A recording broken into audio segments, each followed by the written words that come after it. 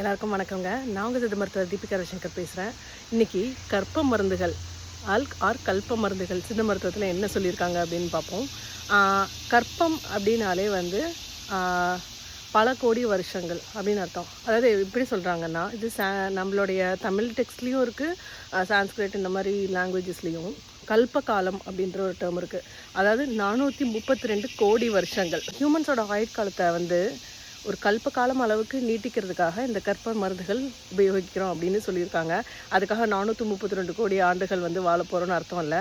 அவ்வளோ நாள் வாழணும்னா நம்மளுக்கு எவ்வளோ ஹெல்த் வேணும், நம்ம உடல் வலிமை எவ்வளோ வேணும், அந்த மாதிரி உடலை வலிமையாக்கிறதுக்கு தான் இந்த கல்ப மருந்துகள். இதில் 3 முக்கியமான ஹெர்ப்ஸ் சொல்கிறாங்க.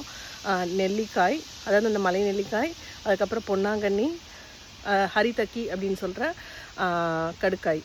இது 3ஐயும் வச்சு, அதாவது அந்த மெடிசன் ஓனாகவே அதுக்கு அந்த நேச்சர் இருக்கும். அப்படி இல்லைன்னா அந்த மெடிசன் வந்து ப்ரிப்பேர் பண்ணுறது மூலமாக அந்த கல்பா மெடிசன்ஸாக, நார்மல் மெடிசன்ஸ்க்கும் அந்த கல்பா மெடிசன்ஸ்க்கும் கொஞ்சம் ப்ரிப்ரேஷனில் வந்து கொஞ்சம் எக்ஸ்டென்சிவாக இருக்கும்.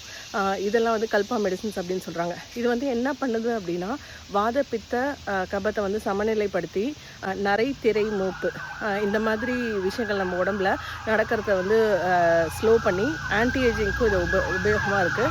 அதே மாதிரி ஆர்கன்ஸ் வந்து